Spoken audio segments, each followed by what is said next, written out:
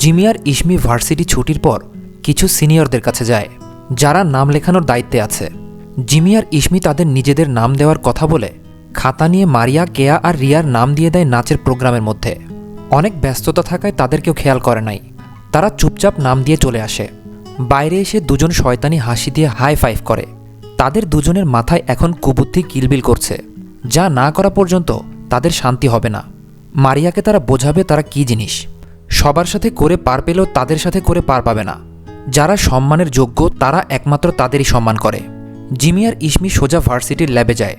ল্যাবে তালা মারা ছিল। ইসমির মাথার কালো ক্লিপ দিয়ে অনেকক্ষণ মুচড়ামুচড়ি করে অবশেষে তারা সফল হয়।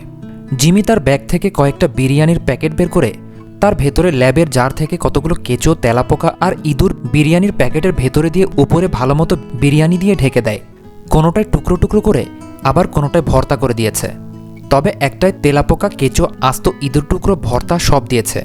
এরকম স্পেশাল মশলা দিয়ে তারা 5টা প্যাকেট বানায়। তারপর সব কিছু গুছিয়ে তালা মেরে বাহিরে বের হয়ে আসে। ক্যাম্পাসের এক কোণে বসে হাসাহাসি করছে মারিয়া, কেয়া, রিয়া, শিহাব আর রিক। হঠাৎ একটা পিচ্চি ছেলে এসে তাদের হাতে 5টা বিরিয়ানির প্যাকেট আর 5টা কোকাকোলার বোতল ধরিয়ে দিয়ে চলে যায় কাউকে কিছু না বলে। মারিয়ারা সবাই বিরিয়ানির দিকে তাকিয়ে আছে। তারা বুঝতে পারল না এটা কি তাদের দিয়েছে নাকি অন্য কারোর। তাদের সবার বিরিয়ানি অনেক পছন্দের। রিয়া বিরিয়ানির দিকে তাকিয়ে বলে, এটা যেহেতু আমাদের হাতে দিয়ে গেছে তাই মনে হয় আমাদেরই দিয়েছে, চল খাই, আমার তো দেখেই খিদে বেড়ে গেছে। রিয়ার কথায় সায় জানিয়ে কেয়া বলে, ঠিক ঠিক, আমারও অনেক খিদে পেয়েছে, মন তো চাচ্ছে এখানে বসেই সব সাবাড় করে দিই। শিহাব, আমার দেখেই খিদের জ্বালায় পেটে ইঁদুর দৌড়াচ্ছে। রিয়া, দেখিস আবার ইঁদুরই খেয়ে ফেলিস না। তারপর তারা সবাই মিলে এক জায়গায় গোল হয়ে বসে সবাই মিলে খাওয়া শুরু করে। শিহাব এমনভাবে খাচ্ছে যেন 3 মাস কোনো খাবার খায়নি, আজকেই সে খাবার পেয়েছে। খাওয়ার মধ্যেই শিহাব বলে ওঠে, আজকের বিরিয়ানিটা জোস, এরকম বিরিয়ানি আমি আমার বাপের জন্মেও খাই নাই, সত্যি কথা পুরাই ঝাক্কাস, এত স্বাদ কে? শিহাবের কথার প্রতি উত্তরে মারিয়া বলে, আসলেই রে, এত স্বাদের বিরিয়ানি আমি জীবনেও খাইনি, যে দিয়েছে না তাকে সামনে পেলে ধরে কয়েকটা চুমু দিতাম। তারা সবাই কথা বলতে বলতে খাচ্ছে আর হাসছে। খাওয়ার মধ্যে হঠাৎ মারিয়ার মনে হয় তার কিছুতে কামড় লেগেছে আর কচ করে উঠেছে। মুখের মধ্যে নোনতা নোনতা স্বাদ অনুভব করে। তার মুখের মধ্যে কেমন জানি লাগছে। সে এটাকে বিরিয়ানির কোনো মশলা বা মাংস মনে করে খেয়ে ফেলে। কিছুক্ষণের মধ্যেই সবার এরকম অনুভূত হয়। রিয়া সবাইকে বলে, তোদের কি এখন অন্যরকম লাগছে না? কেয়া, কেমন? রিয়া, আরে আমার মনে হলো আমি কাঁচা মাংস বা এরকম কিছুর মধ্যে কামড় দিয়েছি, আবার খেতেও কেমন নোনতা নোনতা, আমার না কেমন বমি বমি আসছে। শিহাব, ভাই আমারও ওরকম মনে হচ্ছে। এটা বলে তার প্যাকেটে খুঁজতে থাকে, কিন্তু পায় না। সে দুঃখী দুঃখী ফেস বানিয়ে বলে, মনে হয় সব খেয়ে ফেলেছি, এতই মজা লাগছিল যে যা খাচ্ছি তা দেখার প্রয়োজন মনে করলাম না। কি খেয়েছি তোরা একটু তোদের ওখানে খুঁজে দেখতো। রিক, আমার এখানে তো এরকম কিছু পাইনি, কিন্তু কীরকম ভর্তা পেয়েছি যা আমি আগে কখনো খাইনি। মারিয়া, আগে কখনো খাস নাই তাহলে এখন খেয়েছিস কেন? রিক, নতুন কিছু টেস্ট করার জন্য খেয়েছিলাম, কেমন লাগে খেতে সেটা দেখতে। মারিয়া বিরক্তিকর শ্বাস ফেলে ওর প্যাকেট ভালো করে খুঁজে দেখে। সে বেশি একটা খায়নি। হঠাৎ তার হাতে বাঁধে মাংসের মতো কিছু একটা শক্ত।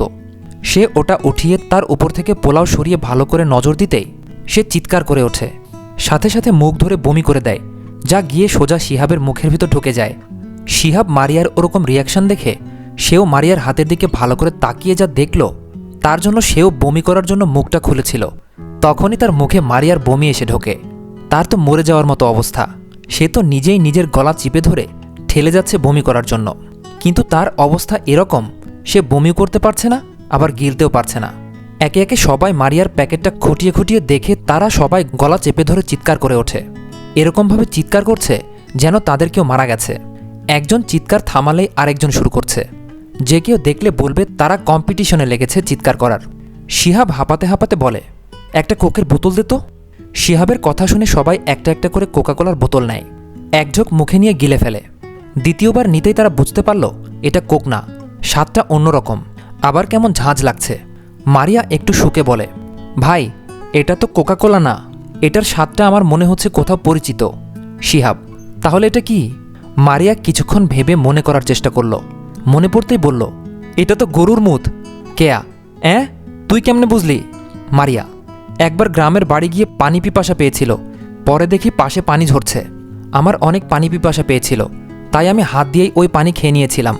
পরে আমার একটা কাজিন এসে বলে ওটা নাকি গরুর মুত ছিল। পরে ওখানে থাকা গরুগুলোকেও দেখায়। একটা গরু ছুটে একটু পেছনে এসে এরকমটা করেছিল। ওটাকে আমি ভেবেছিলাম ছাদ থেকে পানি পড়ছে। মারিয়ার কাহিনী শুনে সবাই কয়েক মুহূর্তের জন্য নিজেদের কথা ভুলে হাসতে থাকে। হাসতে হাসতে তো একজন আরেকজনের গায়ের উপর পড়ে যায়। মারিয়া একটা ধমক দিয়ে বলে, আমাকে নিয়ে পরে হাসিস? তোরা নিজেরাও তো গরুর মুত, ইঁদুর, কেঁচো, তেলাপোকা কেমন স্বাদ করে খেয়েছিস, আবার বলেছিস এত স্বাদ কে, এজন্যই এত স্বাদ। কেয়া, তুই তো নিজেও বলেছিস যে দিয়েছে তাকে সামনে পেলে চুমু দিবি, এখন কি আর দিবি না? মারিয়া, তোদের জন্যই তো আমি খেয়েছি, না হলে আমি জীবনেও খেতাম না। রিয়া, ব্যাপারটা এমন হলো না, ঠাকুর ঘরে কে, আমি তো কলা খাইনি। শিহাব, দেখলি তো, বেশি লোভ করা ভালো না, অতি লোভে তাঁতি নষ্ট, এবার প্রমাণ হলো তো। রিয়া আর কেয়া একসাথে বলে ওঠে, ভূতের মুখে রাম নাম। আহা, কি দিনকাল আসলো রে। কতক্ষণ পরেই তারা বুঝতে পারলো হাসাহাসি করার জন্য তাদের অবস্থা আরও খারাপ হয়ে গেছে। এখন তাদের আরও বেশি বমি পাচ্ছে। বমি করতে করতে তাদের শরীর কাহিল। রিয়া তো অজ্ঞানী হয়ে গেছে। এদিকে তাদের এই অবস্থা দেখে জিমি আর ইসমি তো হাসতে হাসতে শেষ। তাদের তো মস্তিষ্ক থেকে এই কাহিনী যাচ্ছেই না। তারা হাসছে আর এই ভিডিওগুলো দেখছে। তারা তখন মারিয়াদের কাহিনী ভিডিও করে নিয়ে এসেছে, এখন সেগুলোই দেখছে আর হাসতে হাসতে মরে যাওয়ার মতো অবস্থা। তাদের এসব কিছু জোগাড় করতে অনেক কষ্ট হয়েছে, কিন্তু এখন তাদের মনে হচ্ছে তাদের কষ্ট সার্থক। জিমি হাসতে হাসতে বলে, এত স্বাদ কে? ইসমি বলে, স্পেশাল জিনিস, তাই এত স্বাদ। বান্ধবী, আমার মনে হচ্ছে আমি হাসতে হাসতে মরে যাব। পরে খবরের কাগজে এটা বের করিস, হাসতে হাসতে এক যুবতী মারা গেছে, ভীষণ দুঃখের ব্যাপার। জিমি, এখন মরিস না, কারণ আপাতত তোরে দেখতে যাওয়ার মতো কোনো জামা কাপড় নেই। এখানে জামা কাপড়ের সাথে কি সম্পর্ক? দেখ, আমি তো তোর একমাত্র বেস্টু, এজন্যই আমাকে অনেক প্রায়োরিটি দেবে সবাই। তোর সম্পর্কে আবার অনেক কিছু জিজ্ঞেস করবে। এখানে যদি আমি নতুন জামা পরে না যাই তাহলে ব্যাপারটা কেমন দেখায়? তুই কি রান্না করবি না? আমি তো এটা নিয়ে চিন্তায় আছি, যদি আমি সবার ফেস দেখে হেসে দেই তাহলে না আবার আমাকে মেরে ফেলে। যাই হোক, তোর 40-এতে বিরিয়ানি রান্না করতে বলিস, আমি খেয়ে বলবো এত স্বাদ কে, স্পেশাল মশলাও দিয়ে দিতে বলবো, নয়তো এত স্বাদ কে হবে না তো। ছি ভাই, আমি ভালো মানুষ, এসব খাই না। তাহলে কি খাও মনা? তুই বুঝবি না, তোর তো ব্রেন নাই। না, শুধু তোমারই ব্রেন আছে এই পৃথিবীতে, আর আমরা তো এলিয়েন, ভিন গ্রহের প্রাণী। তাহলে এই গ্রহে কি করেন? এজন্যই তো দেশটা ধ্বংসের পথে রে। তোর ঘাড় মটকাতে এসেছি, তোর কোনো সমস্যা? না না, ঘাড় তো তোর বাপদাদার সম্পত্তি, আমার কোনো সমস্যা নেই। এটা কি আমার ঘাড় যে আমার সমস্যা থাকবে? তাহলে কি ঘাড়টা আগলা বসাইছোস নাকি? দাঁড়া তো দেখি, আগলা নাকি? জিমির বাচ্চা, তুই কিন্তু এবার বাড়াবাড়ি করছিস। তোরে একটা আছাড় মেরে পৃথিবীর বাইরে পাঠিয়ে দেব। কি বলিস? সত্যি সত্যি তুই আমাকে পৃথিবীর বাইরে পাঠিয়ে দিতে পারবি? তাহলে তো আমার মহাকাশে যেতে কোনো টাকা লাগবে না, ফ্রিতেই যেতে পারবো। পৃথিবীর বাইরে একদম কবরে পাঠিয়ে দেব। শোন ইস্যু, মনে কর তোর জামাই পৃথিবীর বাইরে মানে মহাকাশে গেছে, তাহলে কি তোরে বিধবা বলবে? এই তুই এগুলো কি বলস? আর বিধবা কেন বলবে? কেন বলবে না বল? তোর জামাই তো এখন পৃথিবীর বাইরে মানে দুনিয়ার বাইরে থাকবে, আর যার জামাই দুনিয়াতে নাই তাকে তো বিধবাই বলে। ভাই, তুই ভবিষ্যতে অনেক বড় বিজ্ঞানী হবি, শুধু এরকমভাবে পড়াশোনা কর। আমি জানি তুই আমার কাছ থেকে কিছু শেখ, তাহলে তুইও কোটিপতি হতে পারবি। তোর কাছ থেকে কিছু শিখলে এরকম কোটিপতি হব যে যার কাছে 2 টাকাও থাকবে না। এরকম একটা ভালো বান্ধবী পেয়েছিস তো, তাই পাত্তা দেস না। ভালো মানুষের মূল্য নেই রে। আয়, তোরে বেচে দেই, পরে অনেক মূল্য পাবো। অর্ধেক তোরে দিমু আর অর্ধেক আমার। তাহলে আয়, তোরেই বেচি। তোরে বেচলে সমস্যা কি? তোর ক্ষেত্রে সমস্যা কি? তুই তাহলে কি দোষ করছিস? আয়, তোরেই বেচি। তোরে। ইসমি এবার বলে, আমাদের কাউকে বেচা লাগবে না, চল একটাকে কিডন্যাপ করে বেচে দেশে বিদেশে ঘুরে আসি। তোর তো জামাই লাগে, যাবি আর টুকুস করে ধরে নিয়ে বেচে দিবি। জামাই লাগলে তো কথাই ছিল না, তাহলে তো কবেই ঘুমের ওষুধ খাইয়ে কিডন্যাপ করে বেচে দিতাম। এই বালের লেখাপড়াকে সমাপ্তি ঘোষণা করতাম। তাহলে একটা বিয়ে করে ফেল আর তাড়াতাড়ি জামাই বিক্রি করে দে। কিয়ান আর সাব্বির ইসমিদের পাশ দিয়ে যাওয়ার সময় ইসমির কথা শুনে ফেলে। ইসমির কথা শুনে কিয়ান কাশতে থাকে। ভাবা যায় কি ডেঞ্জারাস মেয়ে, শেষ পর্যন্ত জামাই কিডন্যাপ করবে। সাব্বির ইসমিকে বলে, আইডিয়াটা সেই তো, আমাকেও সাথে নিও, আমিও আগ্রহী। কেন, আপনার আবার কি হয়েছে? আমারও পড়াশোনা করতে ভালো লাগে না, এভাবে ফ্রিতেই বড়লোক হয়ে যাব। আহ, কি মজা। কিয়ান, আইসে, শখ কত, খালি এরকম করে দেখ, তোদের নামে মামলা করবো। ইসমি, তাহলে আপনাকেই বেচে দিমো, আমাদের নামে মামলা করব। পুলিশ কি আপনার বাপ লাগে নাকি? কিয়ান, লাগে, তোমার কোনো সমস্যা? ইসমি: অনেক সমস্যা। কিয়ান: তাতে আমার কি? ইসমি: আপনার মাথা। কিয়ান: ভালো হইছে, ভালো ধুয়ে পানি খান। তোমার কথাই হবে? হ্যাঁ হবে। না হবে না, পাগল ছাগল গন্ডার।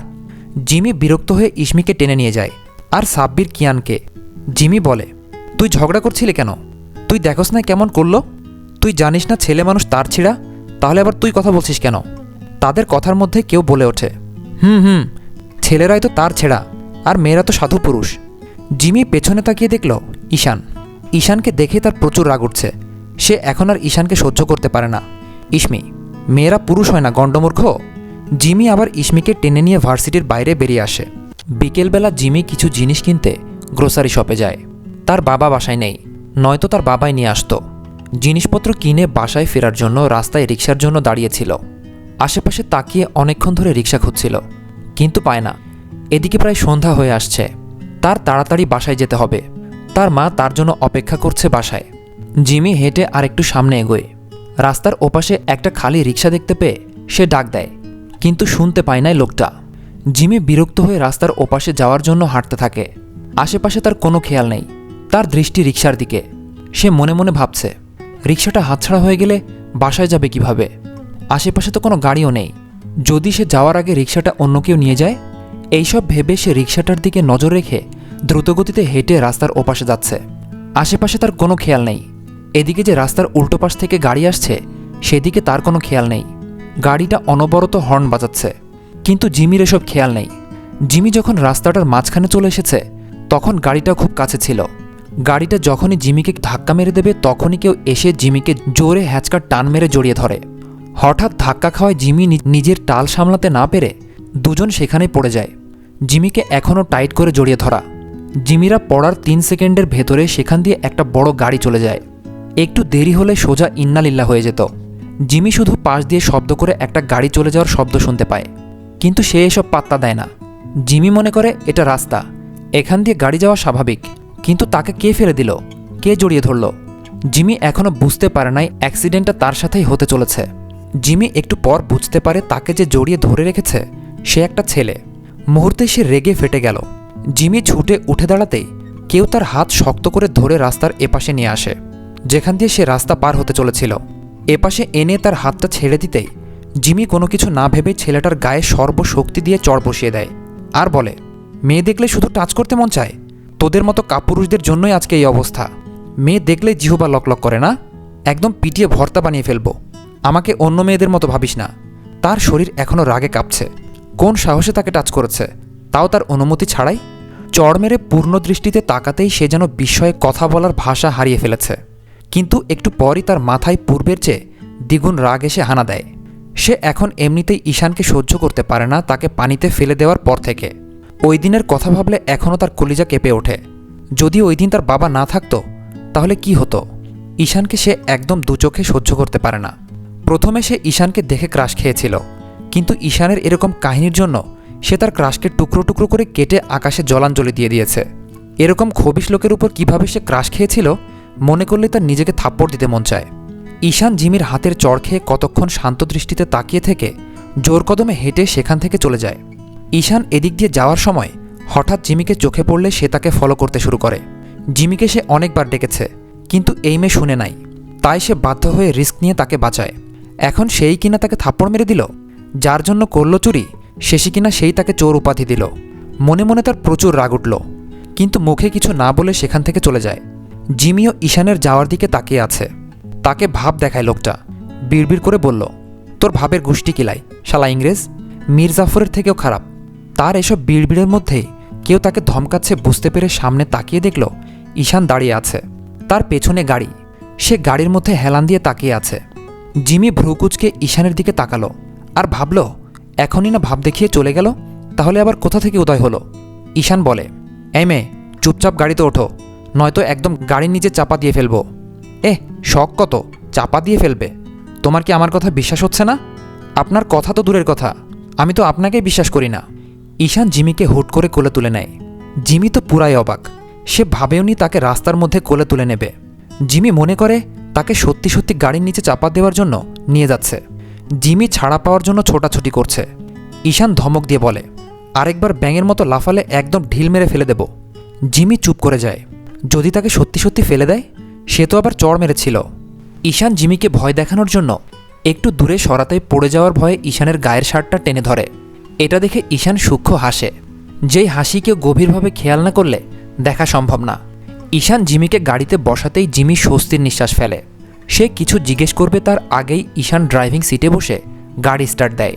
জিমি অনেকবার জিজ্ঞেস করেছে তারা কোথায় যাচ্ছে, কিন্তু ঈশান উত্তরে শুধু বলেছে সে ঈশানকে চড় মেরেছে, এটাই মনে রাখতে। প্রতিউত্তরে জিমি বলে, আপনি যে আমাকে চড় মেরেছেন ভার্সিটিতে, সেটা বুঝি কিছু না? তোমার বেস্ট ফ্রেন্ড যে আমাকে চড় মেরেছে তার বেলায়? আগে আপনি আমাকে মেরেছেন, তাইও আপনাকে মেরেছে। আর ও একদম ঠিক কাজ করেছে। আমি ওর জায়গায় থাকলে 5-6টা চড় মেরে দিতাম। তাহলে কি আমি বসে থাকতাম? এই, আপনি কথা বলবেন না, ফাউল লোক একটা। আমাকে নামিয়ে দিন, আমি যাব না আপনার সাথে। তুমি এখন আমার কাছে আছো, তাই আমার কথা মতো চলতে হবে, নয়তো কি? ঈশান জিমির দিকে এগিয়ে এসে ঝুঁকে বলে, নয়তো কি দেখতে চাও? জিমি ভয়ে চোখ মুখ খিচে বসে আছে। সেভাবেই বলে, দূরে সরুন, নয়তো আবার চড় মারব। তাই নাকি? আপনি গাড়ি থামিয়েছেন কেন?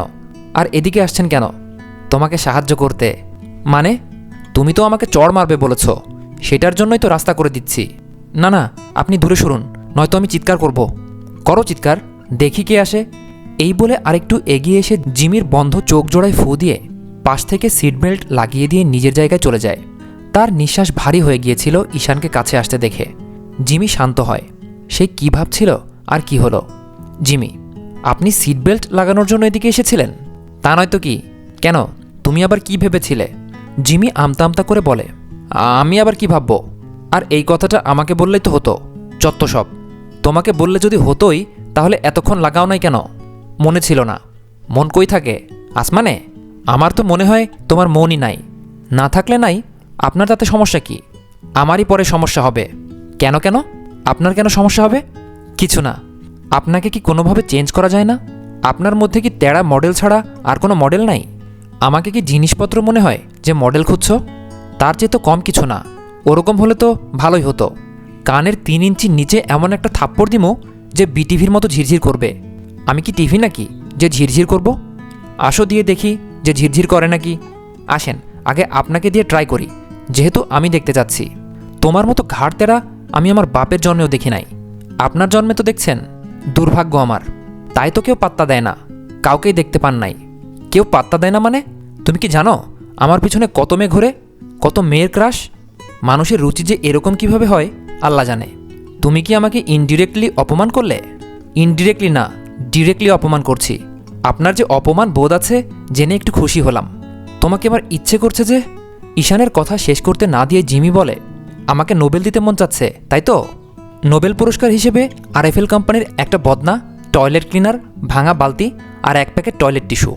তো মিস জিমি, আপনি কি পুরস্কার গ্রহণ করবেন না?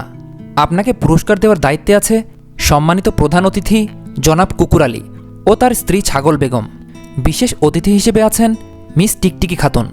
আপনাকে পুরস্কার দেওয়ার দায়িত্বে আছে তেলাপোকা ফকির। মাননীয় অতিথি, আপনি দয়া করে আমাদের নোবেল পুরস্কার গ্রহণ করে আমাদের সবাইকে ধন্য করুন। জিমি ভ্যাবাচাকা খেয়ে কিছু বুঝতে না পেরে বলে, কুকুর আলীর বউ ছাগল আলী কেন? তারা কি পরকিয়া করে নাকি? এসব বইলেন না, তাদের প্রেম কাহিনী অনেক কষ্টের। শুনলেই আপনার কষ্টে হাসতে মন চাইবে। আপনি কি এসব পুরস্কারের কথা বলে আমাকে অপমান করেছেন? এতক্ষণ লাগলো বুঝতে? এখন তো মনে হচ্ছে এই পুরস্কারগুলোকেও অপমান করা হয়েছে। আপনি কিন্তু অতিরিক্ত বাড়াবাড়ি করছেন। ভালো হবে না কিন্তু। কি ভালো হবে না? কি করবে তুমি? আপনাকে কিন্তু। আমাকে কি? জিমি এবার ঈশানকে গাড়ি থামাতে বলে। ঈশান গাড়ি থামাতেই জিমি গাড়ি থেকে নেমে জানালা দিয়ে মুখটা একটু ভিতরে এনে বলে, আপনাকে জুতা দিয়ে পেটাতে মন চাচ্ছে। জিমির কথায় ঈশান রেগে গিয়ে গাড়ি থেকে বের হয়ে আসে। ঈশানকে বেরিয়ে আসতে দেখে জিমি রাস্তার দিকে তাকিয়ে দেখে তার বাড়ি আর বেশি দূর না। ঈশান গাছ থেকে একটা ডাল ভেঙে তা নিয়ে জিমির দিকে এগিয়ে যায়। জিমি ঈশানকে হাতে একটা লাঠি নিয়ে তার দিকে আসতে দেখে রাস্তা থেকে একটা ইট তুলে ঈশানের দিকে ঢিল মেরে দৌড় দেয়। ইটটা একটুর জন্য ঈশানের মাথায় পড়ে নাই সরে দাঁড়ানোর জন্য। ঈশান মনে মনে বলে, কি ডেঞ্জারাস মেয়ে, একটুর জন্য তার জানটাই বের হয়ে যেত। আর সে কিনা এই মেয়েকে সহজ সরল ভেবেছিল। নিজের ভাবনার উপর ধিক্কার জানালো। ঈশান জিমির পেছনে দৌড়ে যায়, কিন্তু ধরতে পারে না।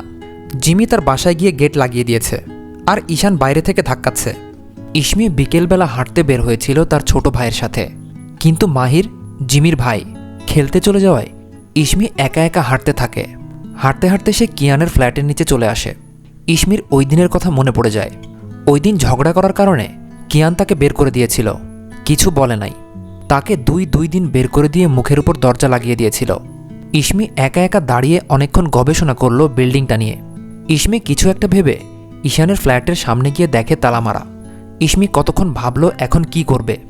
আশেপাশে তাকিয়ে ভারী কিছু খোঁজার চেষ্টা করে, কিন্তু পায় না। অনেকক্ষণ চিন্তাভাবনা করার পর তার মনে পড়ল তার মাথায় তো কালো ক্লিপ আছে। সে মোবাইলে দেখেছিল এটা দিয়ে খোলা যায়। ইসমি তার মাথা থেকে একটা কালো ক্লিপ দিয়ে অনেকক্ষণ চেষ্টা করে, কিন্তু পারে না খুলতে। অনেকগুলো কালো ক্লিপ নষ্ট করে ফেলে। আরেকটা দিয়ে অনেকক্ষণ মোচড়ামুচড়ি করে অবশেষে তালা খুলতে পারে। ইসমি ভেতরে গিয়ে দেখে সেদিনের মতোই অবস্থা বাড়িটার। মানুষ দেখলে বলবে কাকের বাসা। চারিদিকে জামাকাপড় ছড়িয়ে পড়ে আছে। ইসমি ভালো করে লক্ষ্য করে বুঝল 3টা বেডরুম, একটা কিচেন, ব্যালকনি সহ সবই আছে। জিমি 2টা রুমে গিয়ে সবকিছু খুঁটিয়ে খুঁটিয়ে দেখে। 3 নম্বর রুমের কাছে যেতেই বুঝতে পারে এটাতে তালা মারা। ইসমি আবার একটা কালো ক্লিপ দিয়ে তালা খুলে ভেতরে গিয়ে বুঝতে পারে এখানেই কিয়ান থাকে। একটা মাস্টার বেডরুমে যা যা লাগবে তার সবকিছুই এখানে আছে। ইসমি কিচেনে যাওয়ার জন্য সামনে যেতেই বুঝতে পারল কেউ আসছে। সে কিছু ভেবে না পেয়ে দৌড় দিয়ে কিচেনে গিয়ে তাকের নিচে বসে পড়ে আর মনে মনে বলছে এবারের মতো যেন বেঁচে যায়, ধরা না পড়ে। মনে মনে দোয়া পড়ছে আর নিজে নিজে কথা বলছে। কিয়ান তার ফ্ল্যাটের দরজার সামনে এসে বুঝতে পারে তালা খোলা। কিয়ান কতক্ষণ চুপ করে বোঝার চেষ্টা করলো তালা খোলা কেন। সে তো আজকে আর আসে নাই, তাহলে? পরক্ষণে আবার ভাবে হয়তো তার বন্ধুরা এসেছে। তারা অনেক সময় এখানে আসে। তার প্রচুর ক্লান্ত লাগছে। এখন সে এসব কিছু ভাবতে চায় না, যা হবে পরে দেখা যাবে। কিয়ান আর কিছু না ভেবেই ভেতরে ঢুকে কি মনে করে তালা মেরে চাবি নিয়ে চলে যায় তার রুমের দিকে। রুমে গিয়ে সোজা ওয়াশরুমে চলে যায়। আপাতত তার শাওয়ার নেওয়া জরুরি। তার ভীষণ ক্লান্ত লাগছে। এদিকে কিছুক্ষণ পরেই ইসমি বাইরে বেরিয়ে আসে চুপি চুপি। সূক্ষ্ম নজরে চারপাশে তাকিয়ে বোঝার চেষ্টা করল কেউ আছে নাকি। যখন বুঝতে পারল কেউ নেই, তখন খুব সাবধানে দরজার কাছে গিয়ে দরজার হাতল ঘোরাতে বুঝতে পারল এটা তালা মারা। ইসমি স্বাভাবিকভাবে তার মাথায় হাত দিয়ে কালো ক্লিপ খুঁজতে থাকে, কিন্তু একটাও পায় না। ইসমির মাথায় যেন আকাশ ভেঙে পড়ে। এখন সে কি করবে? আবারও তার মাথায় হাত দিয়ে কালো ক্লিপ খোঁজে, কিন্তু পায় না। সে তো সবগুলো নষ্ট করে ফেলেছে। এখন কি হবে? বের হবে কিভাবে এখান থেকে? এসব মনে মনে ভাবছে আর কিয়ানকে গালি দিচ্ছে তালা মেরে দেওয়ার জন্য। ঘরের ভিতরে আবার কে তালা মারে? এমন তো না যে হীরা গয়না আছে। ঘরের ভিতর লুকিয়ে রাখার মতো এমন কোনো জিনিস সে তো খুঁজে পায় নাই। একটা পেয়েছে, সেটা হলো ক্যালভিন ক্লিনের আন্ডারওয়্যার। এটা ছাড়া তো লুকিয়ে রাখার মতো কিছু পায় নাই। তার মন চাচ্ছে গিয়ে সবগুলো আন্ডারওয়্যার একসাথে পরিয়ে বসিয়ে রেখে বলতে তোর সব দামি জিনিস দিয়ে দিয়েছি, তাও দরজা খুলে দে। এসব বিড়বিড় করে আবার নিজেকেই গালি দিচ্ছে। সে কি এটা করতে জীবনে পারবে? তাহলে কেন বলছে? ইসমি হাঁটতে হাঁটতে কিয়ানের রুমের সামনে গিয়ে দেখে ওয়াশরুম থেকে পানি পড়ার শব্দ আসছে। ইসমি মনে মনে ডিস্কো নাচ দিয়ে রুমে ঢোকে। আশেপাশে অনেকক্ষণ ধরে খুঁজছে চাবি, কিন্তু পাচ্ছে না। ইসমি কিয়ানের একটা প্যান্টের পকেট চেক করা অবস্থায় কিয়ান বেরিয়ে আসে, খালি গায়ে, কোমরে শুধু একটা তোয়ালে জড়ানো। ইসমি দরজা খোলার শব্দে এদিকে তাকিয়ে জোরে চিৎকার দেয়। ইসমির চিৎকারের শব্দে কিয়ানের হাত দিয়ে ধরে রাখা তোয়ালেটা ফসকে পড়ে যেতে নেয়। এটা দেখে ইসমি আবার একটা চিৎকার দিয়ে উল্টো দিকে ফিরে যায়। কিয়ান তোয়ালেটা শক্ত করে বেঁধে ইসমির পেছনে এসে হাত দিয়ে তার দিকে ঘোরায়। ইসমি শরীরে ঠান্ডা হাতের স্পর্শ পেয়ে চমকে গিয়ে পেছনে ফিরে তাকায়। কিয়ানকে দেখে তার লজ্জা লাগছে। সে কখনো কোনো পুরুষকে এই অবস্থায় তার সামনে দেখে নাই। সে লজ্জায় চোখ মুখ খিচে আছে। কিয়ান ইসমিকে ধমকে বলে, তুমি আবার এই ফ্ল্যাটে এসেছো কেন? এবার কিন্তু ডিরেক্ট পুলিশে দেব। পুলিশ তো আপনার বাপ লাগে, যাবেন বলবেন আর হয়ে গেল। আমি যে ঢুকেছি তার কোনো প্রমাণ আছে? সেটা তো গেলেই দেখা যাবে পুলিশ আমার কি লাগে। এখানে কি করতে এসেছো? পীড়িত করতে। আপনার কোনো সমস্যা? না, আমার কোনো সমস্যা নেই, কিন্তু কার সাথে পীড়িত করতে এসেছো? কেন, মানুষের কি অভাব আছে নাকি? তোমার মতো পাগলের সাথে কে পীড়িত করবে? এই, একদম বাজে কথা বলবেন না। একবার শুধু মিনহাজ। ইসমিকে পুরো কথা শেষ করতে না দিয়েই কিয়ান জোরে একটা ধমক দিয়ে বলে, আর একবার যদি এই সুপার গ্লুয়ের কথা বলেছ তাহলে একদম খুন করে ফেলবো। কিন্তু সুপার গ্লু কে? যার কথা বলতেছিলা, ওর নাম তো মিনহাজ, সুপার গ্লু না। আপনি কেন সুপার গ্লু বলেন? ওর তো একটা নাম আছে। ইসমির কথা শুনি কিয়ানের রাগ আকাশে উঠে যায়। যাকে দেখলেই তার মন চায় একদম হাড্ডি গোড়া করে ফেলতে, সেই তার নাম নিয়ে তার সামনে গীত গাইছে। কিয়ান রাগ সামলাতে না পেরে ইসমির কোমরে টান দিয়ে তার কাছে এনে জড়িয়ে ধরে ঠোঁটের ঠোঁট ডুবিয়ে দেয়। ইসমি তো নিজের মধ্যেই নাই, তার মাথায় এখনও ঢুকছে না তার সাথে হচ্ছে কি। হঠাৎ কামড়ে ইসমির হুঁশ ফেরে। ইসমির যতক্ষণে হুঁশ ফেরে ততক্ষণে যা হওয়ার হয়ে গেছে।